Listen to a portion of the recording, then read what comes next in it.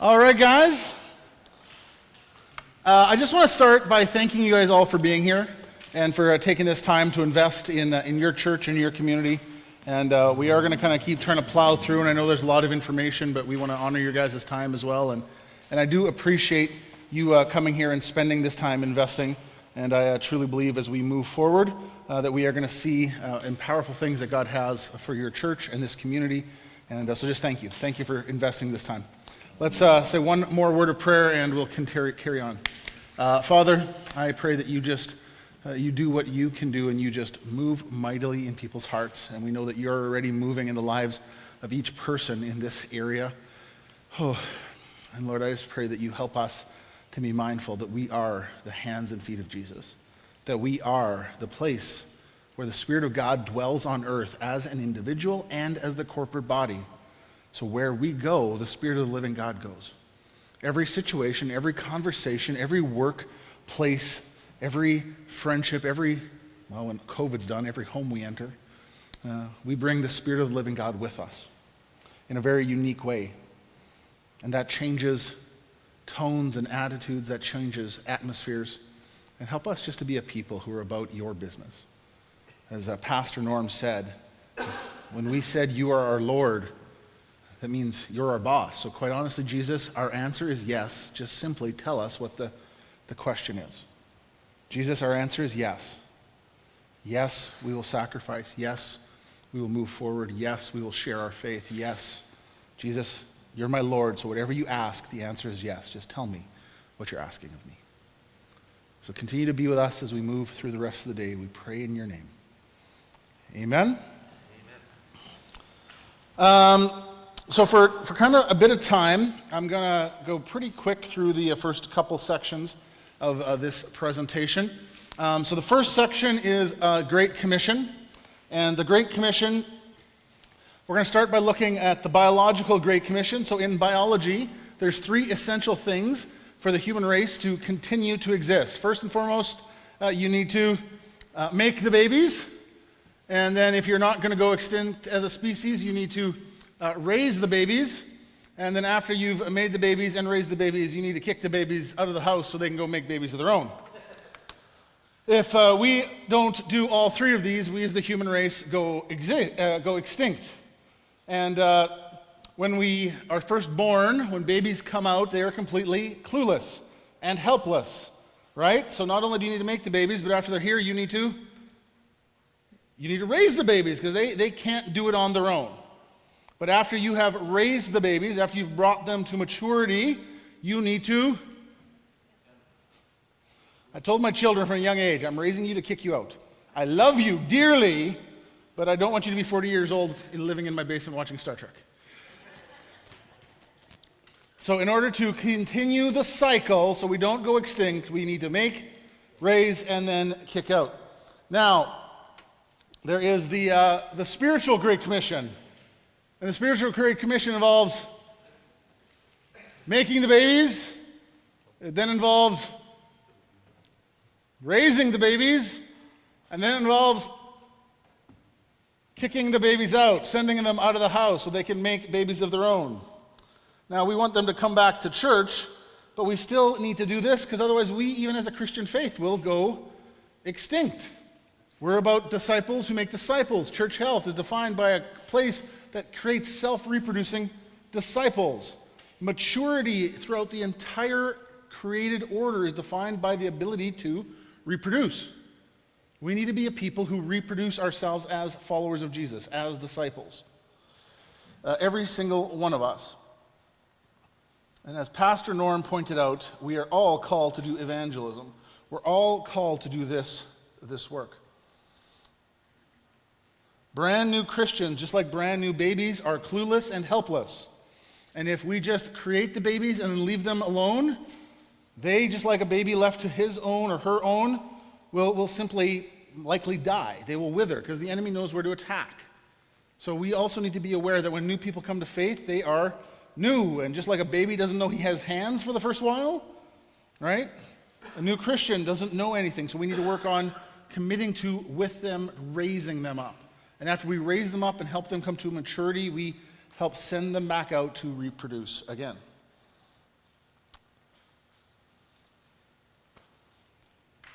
A change of heart. We talked about this already, right? Our primary job is to take Joe Pagan and turn him into the Apostle Paul. We need to think about the fact of our job. Our job is to take somebody who has no idea who Christ is and help them come along into faith and then come to full maturity. So, yeah. Change of habit, sorry. We're on the right spot. I misspoke. I'm going to go over this pretty quickly. And so we're actually going to jump to the next portion off this here, which is building bridges. So the next one on your paper there that I'd get you to fill out, we're going to talk about building bridges that that people cross over. It's not enough to put on events and programs. We need to think about building bridges that people cross over to connect with our church.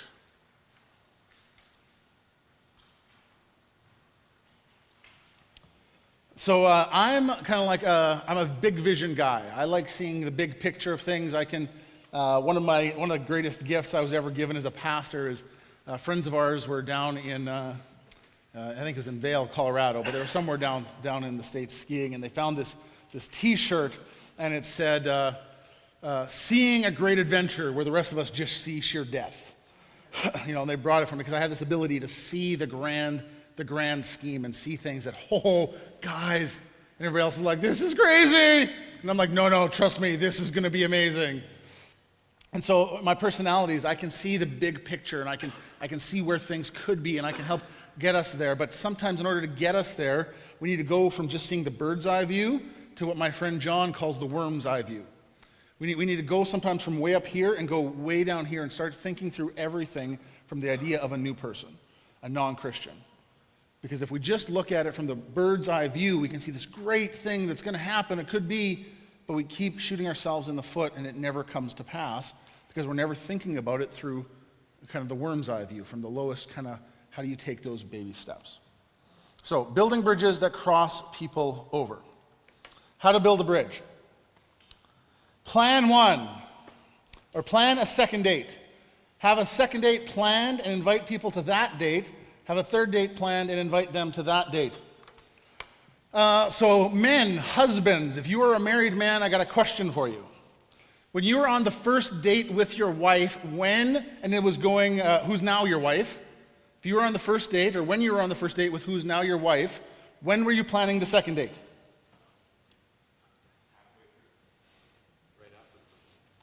Right after, halfway through. Some of us are overachievers. We're like, I think this is going to go good. I haven't even had the first date yet. I already got 3 more planned. Right? But we are planning the second date likely in the middle of the first date or even before the first date. Right? Now, ladies, to the married ladies, if you had a great first date with your husband, but he didn't then contact you in any way for, say, 3 to 6 months, would there have ever been a second date? That's the best response right there. Absolutely not. So, this is the problem we too often do in the church. We have a grand event, and then we don't talk to the group that came out for 6 months. Come out to our Easter celebration, and then we're not going to give you another phone call until Christmas. And then we wonder why, we had, and I'm honoring, you guys did some great stuff in the past, so I'm really not diminishing what you've done. There's been great things. We talked about kids' carnivals. We talked about these mystery supper kind of things, right? Like 600 people through the church at a kids' carnival. That is spectacular. And we'll use that through a few of these statements. But if we just had one kids' carnival and we didn't collect information, we didn't recontact those people till next year's kids' carnival, it's like you're starting from scratch every time. And if you've taken somebody out on one date and then you don't contact them for 6 months or 12 months, maybe you beg and plead for them to come out on another date with you again, but they're kind of going out like, And then if you don't contact them again for another 6 or 12 months, we're actually creating a culture where people are like, I'm not really wanted. They want me to show for this one event, but that's kind of it. So this idea of building and having the second, third, fourth date planned on the first date. So when you're on the first date, when somebody has come out for that first point of contact, Before they leave, you want to invite them to the second date. You want to give them information on how they can connect with you or how you can connect with them on the second date. You don't want to wait another 3 months. Does that make sense? Bridge building. We want to be a church that's in the community, about the community, and for the community. We want to engage with people. We don't want to just do one-offs. We want to engage with people. And we need to move away from thinking I did outreach as a singular event to this idea of outreach as bridge connecting points. Helping people or helping to build bridges that people can walk over and connect with you on. Okay? There's a lot of barriers in our culture that keep people from the church. I mentioned earlier, I know lots of stories where people they come up to the outside of the church, they're white-knuckling it, and they drive away because they don't even know that we would like them to be in the church. So instead of just putting on events, instead of putting on programs, we need to start thinking about bridge building. How do we build bridges with people from the community that they can cross over? One of my friends says there's a stained glass barrier that people are just afraid to cross over. They just don't know, and whatever they do know, they've learned from media. And they've learned some weird ideas of what the church is from something on TV or on some show. And so we need to work hard to help overcome that, but we need to think about not just doing an outreach event, but how do we create a bridge that people can cross over? All right. Second bridge building concept is build connection. Build connection. You're looking to build relationship at every event you do. Train people to be able to talk to strangers and help them feel like they have made a friend. So this is true at all stages of life. People are lonely and wanting friends. COVID has magnified this. People are dying for friends. Dying for friends. Everything we do, we need to think about it as making a connection. So there's a number of churches, I don't know if you guys have ever done this here, but a number of churches will do like pancake breakfasts or pancake suppers. One church that I know does a Canada Day pancake breakfast. And they celebrate that they get like 700 plus people, and it's awesome. Some of my friends showed up at it one year, and one of the things that we even do in our position is we actually secret shop churches. We'll show up at your Sundays or we'll show up at your events, and we'll pretend that we're Joe Pagan, and we'll see how people treat us. We were trying to secret shop your church, but I couldn't pay anybody over COVID to come here. So we'll do that later on in life. But we do this. But a couple of my friends went to this incredible pancake breakfast that gets celebrated, 700 people. They get in line, and they wait in line for an hour. Nobody talks to them. Joe Pagan showed up for the first time, came to your outreach. Stood in line for an hour, finally gets up to the place where he's going to get a pancake. The grumpy Gus server guy has now served 659 pancakes. He's like, here you go. Okay. Takes his pancake, looks around, finds the condiments, looks around, goes, finds a seat, sits down. Nobody talks with him. He eats his pancake. Then he looks around, feeling really awkward, gets up and we celebrate that we did outreach. Because we need to think through about building connections. It's not just about hosting an event that people come to, sit at for a moment, and then leave. It's about building connections. So that people, when they see you on the street, they can't recognize you because of the mask, but they'll recognize your eyes, right? And they've made a connection with you, and you'll be able to bump into them on the streets of Battleford or North Battleford or the surrounding area, and they'll say, hey, weren't you the guy giving me the pancake? You joked around with me. Yeah. Oh, hey, you're the guy who was talking to me while I was waiting in line. You were the guy with that church that we went to. Because I remember, because I was standing in line, and I seen that you kind of came up to me, and you were chatting with me while I was waiting for my pancake, and then you actually made sure that you introduced me to that other person, and actually, that other person, they introduced me to this other person, and now me and that other person have coffee all the time. Thinking through the idea of building connection. Not just events, one-offs, but how do you build a connection point with somebody?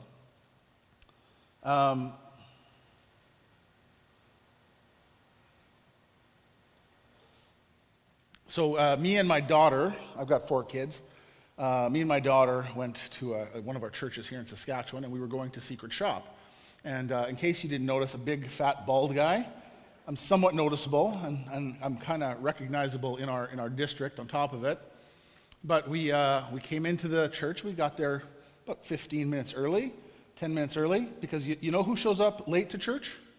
Church people. You know who shows up early? Visitors.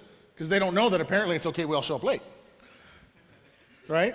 So, which is why we need to make sure we got ushers and people in place 30 minutes before the service starts, because if new people show up, they're going to show up early. So we showed up to this church about 10, 15 minutes early. We walk up to the door, we open the door, look around, it's a big open space, there's nobody there. We're like, kind of stood for a while, still nobody there, but we are actually church people even though we're undercover.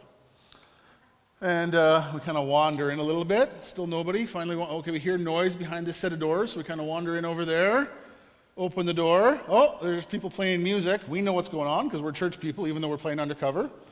Open the door, walk in. They're still playing their music. There's a couple people talking on one side. Now we're standing at the back. Nobody talks to us. So we go and find ourselves a chair, and we kind of sit down, kind of in the middle.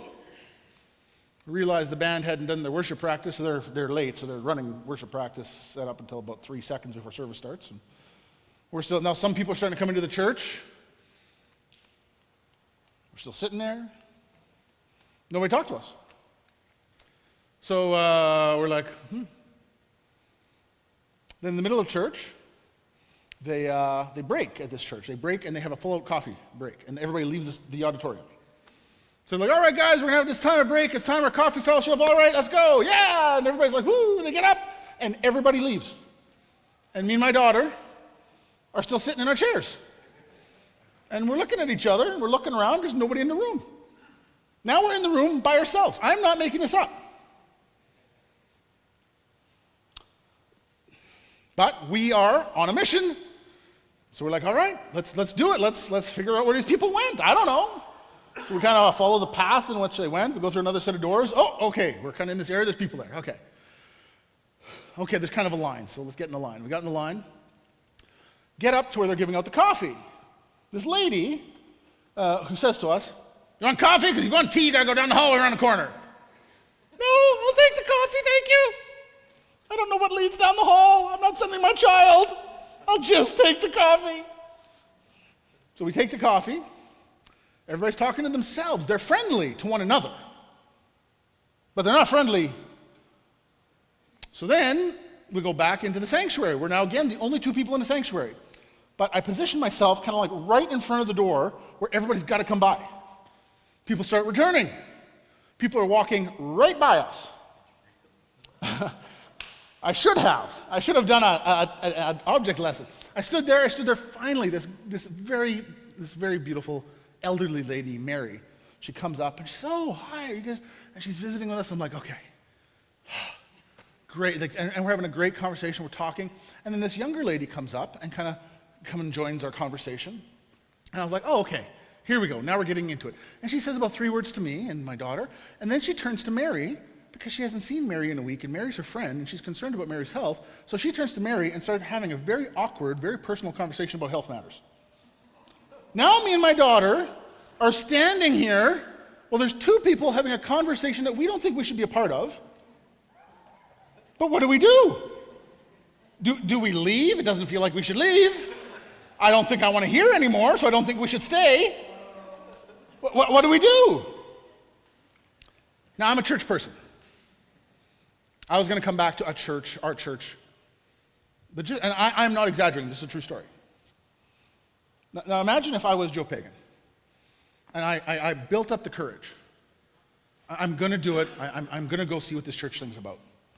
I can tell you there's no place lonelier on the planet than when you show up and you're surrounded by 30, 40, 50, 60, 100 people, and not a single person talks to you, or connects with you, or asks you what's going on.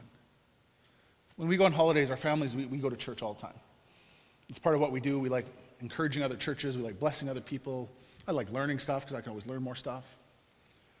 And one of the things I realized early on is I feel more welcome when one or two people stop and actually ask me some personal questions and who I am and where I'm from than when I'm in a church that has 200 people who run by shaking their hand, hi, hi, hi, hi, hi, hi, hi, hi. And that's not bad. Like, that's better than this other church. At least you thought I should run by and say hi to everybody. But in that process, just one, maybe two people stop and take a real interest in me and my family. They engage with me.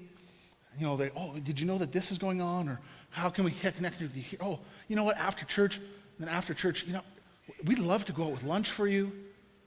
Oh, wow. Does that make me feel a lot more welcome? So we're not just creating events. We are building connections. We need to build connections. Everything we do, we need to think about this. People are dying for relationship. They are dying for friends. I might say it again later on in my notes, but I'm going to say it now. People will come to church for all sorts of reasons, but they stay for one because they made friends, because that's where their friends are. People are dying for relationships and friendships, and we're supposed to be a relational people who know the relational God. We should get better at being in and helping others with relationships, so building connections, okay? All right. The next one there is get information. Use registration, gifts, and draws to gather information. It is okay to gather information. Don't spam people, but it is okay to gather information. Too often churches, historically I've been guilty of this early on in our church too, we'd gather this information that we would do nothing with it, right? Think through and implement a system. And as Pastor Norm talked about structures and systems are godly. God created your body, and guess what is all throughout your body? A bunch of systems, right? You go to the doctor about your respiratory system, and you're like, our entire created order, there's systems. Systems are okay. They're good and they're godly. So in this idea of getting information, find ways to get in. You got 600 people coming through for kids club, or a kids event. Get their contact information, and then follow up with them. You do a Christmas special. One of our churches did a Christmas special, and they had everybody dressed up, and Caesar Augustus was decreeing the census, and they had this Roman guard. Census has been decreed. You must sign in for the census. Well, everybody as they're walking in, they're like, oh, this is so thematic, and they're giving everybody information. So then what do you do with that? Well, you know what they did? The next day, they got all their seniors in their church to come to the church, have a time together, a fellowship, and they hand wrote out notes to every person. And they got them in the mail, and they mailed them out actual letters inviting them to their Christmas Eve service, because this was the Christmas production that was a couple weeks before Christmas. Well, they already had the second date planned. They got information, and then they personally invited them to the second date. And at that event, they invited them to another event. But it's okay to get information and even use creative ways. Draws, giveaways, whatever, right? Get people's information. Don't use it to spam them, but use it in strategic ways, thoughtful ways, so that you can continue to build connection. Not just how do I send a random email blast that is kind of a carbon copy to everybody, everybody realizes it's not personal. How do I use it to make an actual connection? Hey, I'm a part of the host team at Emmanuel Pentecostal Fellowship. Seen that you joined us, or seen that your family joined us for the kids thing. Just want you to know we've got this coming up in the fall, and we would love to take you for coffee. I'd love to, just let me know, and if it doesn't work, we're still going to give you a $5 Tim's card.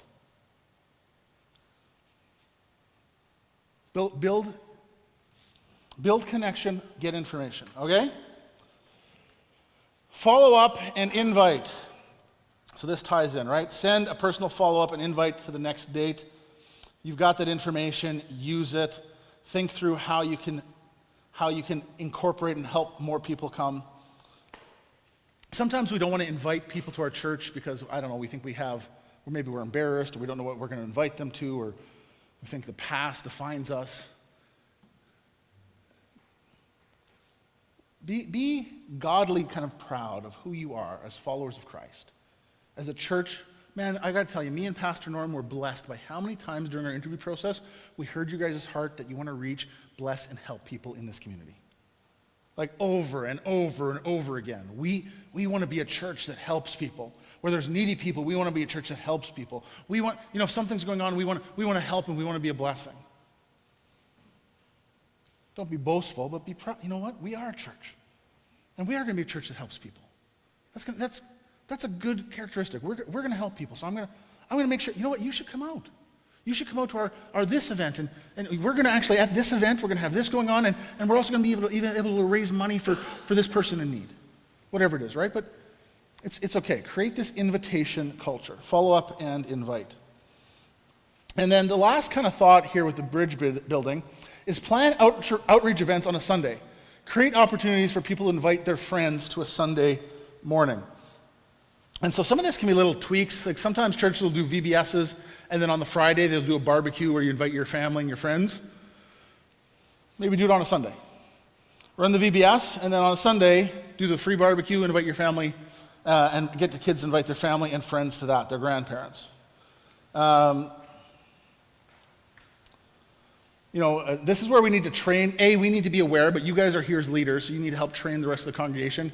Pastor Norm gave us the joking about, new person comes and sits down, then somebody tells them to get out of their seat.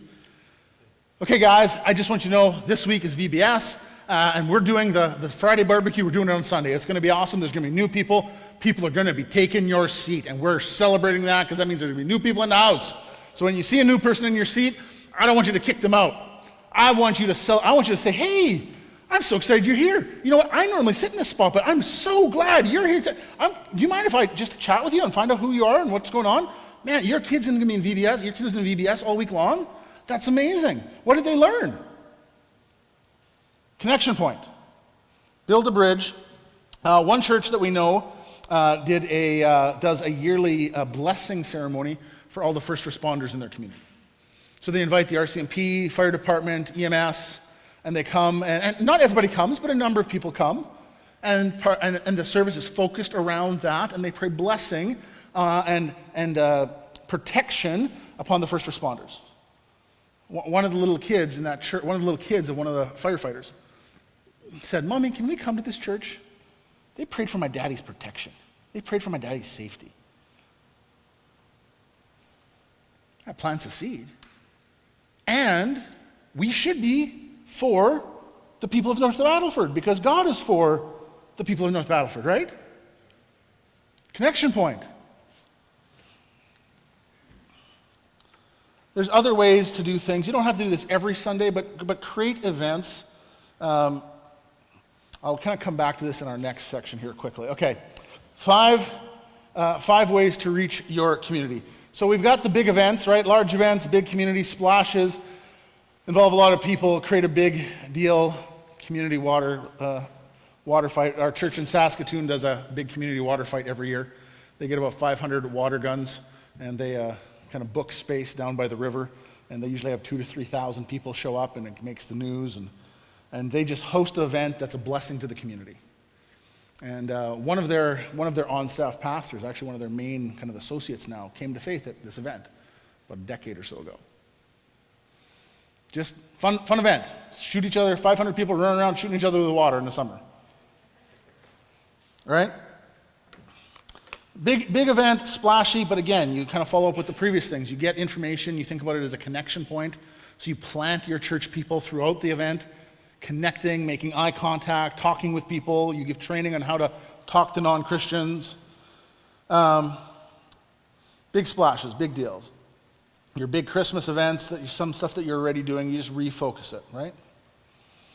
Number 2, meet felt needs. Offer courses, classes, and events that meet felt needs in your community. So to do this, you need to learn what the felt needs are in your community. You can do a community survey.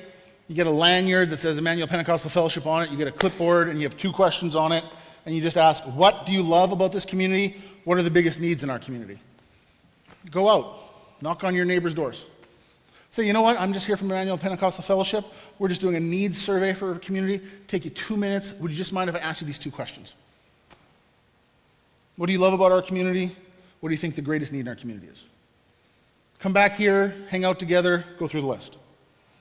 Wow, a lot of our community thinks this is awesome.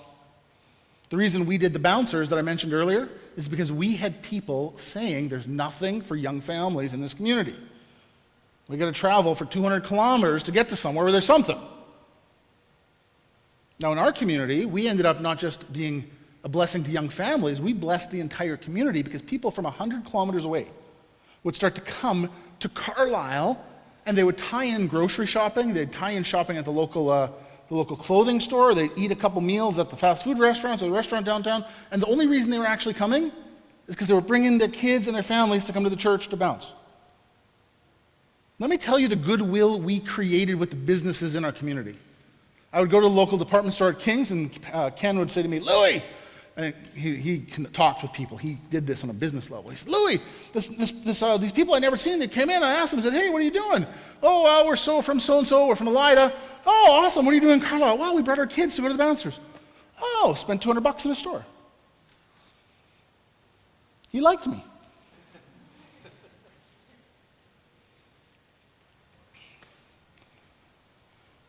Find out what the felt needs are. One church did a Dave Ramsey finance course, and they had, 30 people or so. They went through the Dave Ramsey finance course. Almost all of them were from outside of the community. And they just did in debt or stuck, want to get unstuck, with real simple but real catching kind of promo stuff. I think they had about 30 people. At the end of the seminar and end of the course, however many weeks it went, the group found out they paid off about $70,000 worth of debt because they followed some biblical principles. Did you know Canadians are in debt? That's got to be the best joke of the whole time. All right. Biblical principles helped them get out of debt. You know what they did for the next promo? Hey, join the Get Out of Debt seminar. The last group paid off $70,000. You know how many more people showed up the second time? There's mental health struggles. There's divorce struggles. There's divorce care. There's people who are grieving because they've lost loved ones. There's not Celebrate Recovery. There's a grief share. Grief share, right? You start offering these programs for the felt needs of your community. And you advertise them to the community. And you host them, and you're not just hosting it like this is a rental property, you're hosting it with the idea of we're going to connect. So we're going to have somebody who meets you and greets you. We're going to connect with somebody in this, and we're going to be a blessing to our community. Building as mission. Where am I in my notes? Utilize your building as mission by allowing the community to use your space. This again goes, you're not just a rental facility, but a place to connect. Community kitchens, college programs, I think you guys do some of that already here, right? Our church in Winnipeg, our Filipino church in Winnipeg, and one of the churches now in Brandon. Anyways, the Filipino church in Winnipeg, they built this. They didn't build a church, they built a gymnasium. They are running my Filipino friends, I don't understand it, but they love basketball. Right? Like, They are running basketball leagues, floor hockey leagues, volleyball leagues, non-stop. The church in Brandon, an established church, is in the process of redoing their entire facility and turning their sanctuary into a full gymnasium with the premise of being a blessing to the community because the community is out of gym space.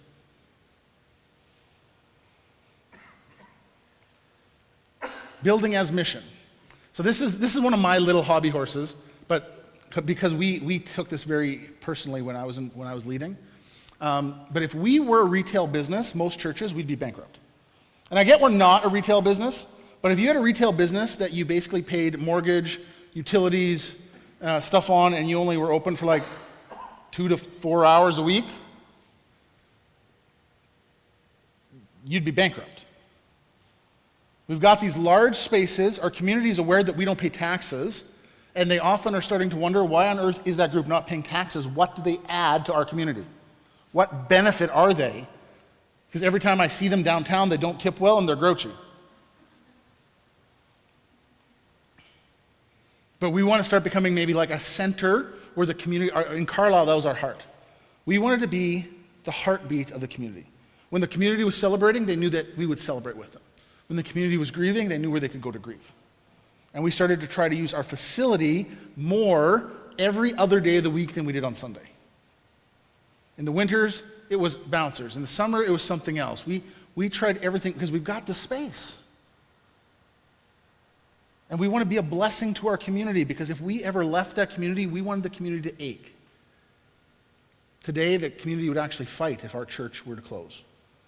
They would fight to keep us around and keep us open, because we bring so much blessing because we're the people of God and we change their lives.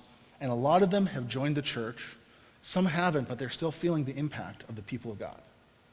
So, building as mission. You guys are going to be moving into a new building. I think this is something that you should be thinking about as you go that way. Job fairs, we've hosted job fairs, different things. Acts of kindness. My notes in my PowerPoint aren't lining up. Doing good things to lower presuppositions of Christianity and have people saying, wow, these are good people. You feel free to send a casserole ministry to Carlisle anytime you want. Hand out waters, freezies, hot chocolate, car wash, free gas, battery giveaway. The battery giveaway, one of our churches, they put these little packets together and they get 9-volt batteries from Costco. And they put the 9-volt battery in the packet, which is a little printout. And they go out about once a year and they hand out 9-volt batteries. Change your fire alarm. God loves you. When I first heard about the battery outreach, I'm like, battery outreach. I'm thinking like, I got cars that are terrible, that need batteries. I had my brain, I was like, when I heard what they did, I thought, that's genius. That's dirt cheap and that's genius. Change your fire alarm. God loves you. Duh, I could do that. Right? Like, it's just kindness. You know, you go out and you just kind things. One of our churches in Saskatchewan, they started regularly taking chocolate gifts and giving them to the business owners in town. Because in a small rural setting like ours, every group in the community asks every business owner 12 times to 20 times a year to give them something. So we're holding a fundraiser, and we'd really like this. The school is holding a fundraiser, we really like this. The curling club is holding a fundraiser, we really like this. The church is doing this, we'd really like you to donate to us, we'd like you to donate to us, we'd like you to donate. So we thought, you know what? Why don't we just bless them? Cost us a couple $100 in chocolates. Go to the business owners. You know what? We're so thankful that you are in our community, and you guys really do a lot for people, and you probably don't get the thanks that you deserve. We just want to thank you. Here's a box of some nice chocolates. We're from the church. Have a great day.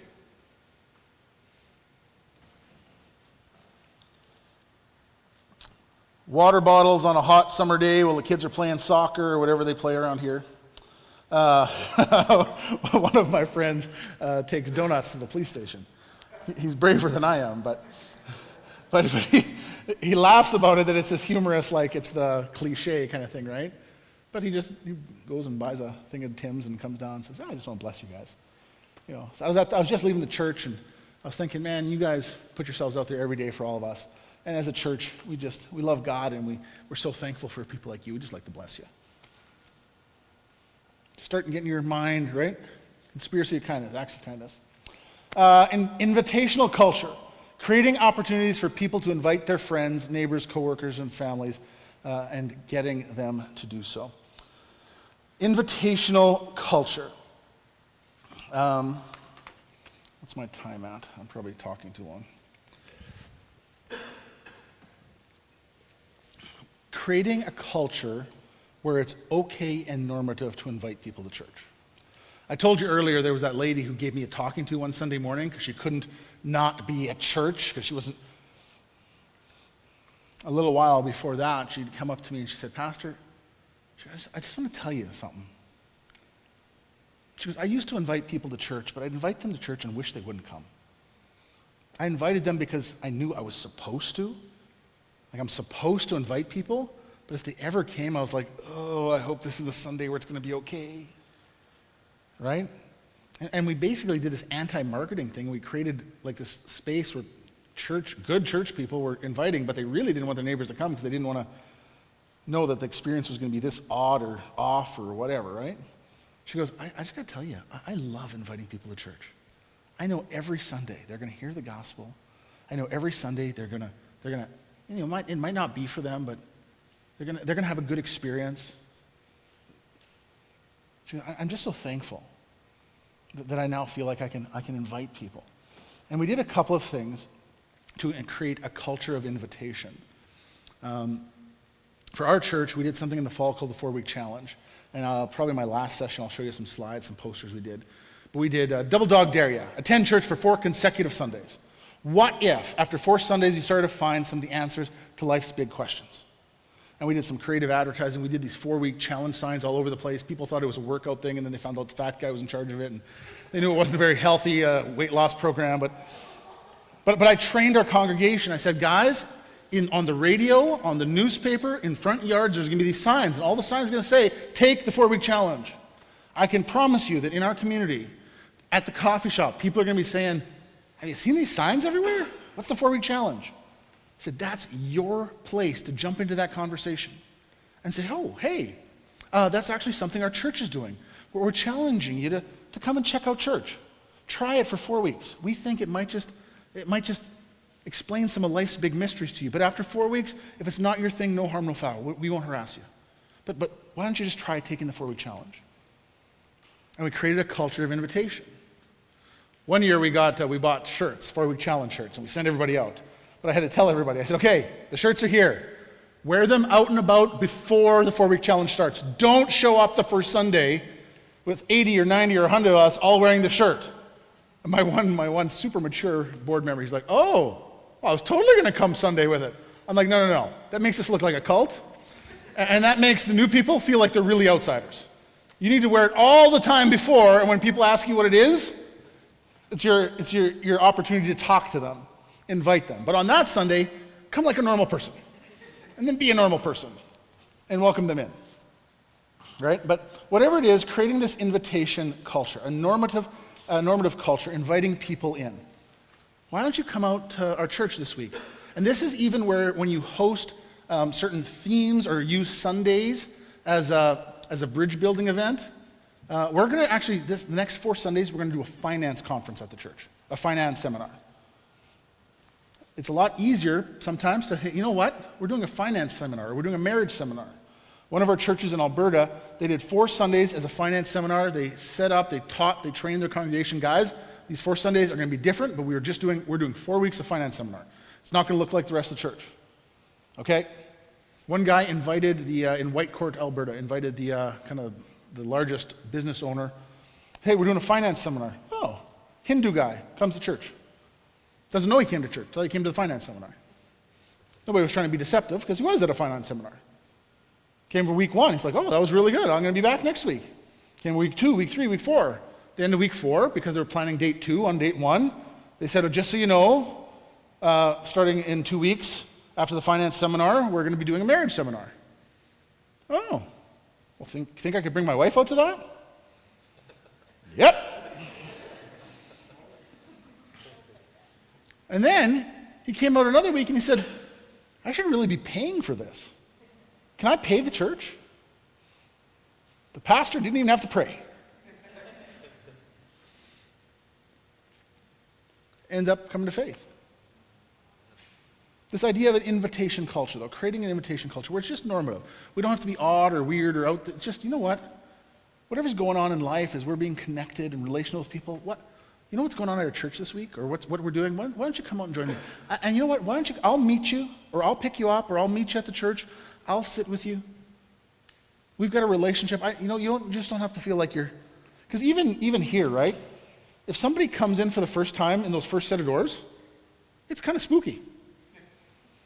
And then you're kind of like, if I don't see anybody, where do I go?